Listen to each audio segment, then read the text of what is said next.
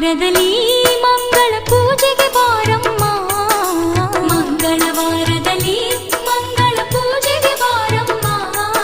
ಶುಕ್ರವಾರದ ಪೂಜೆಗೆ ಒಲಿದು ಶುಭವನ್ನು ನೀಡಮ್ಮ. ಶ್ರೀ ಚೌಡೇಶ್ವರಿಯಮ್ಮ.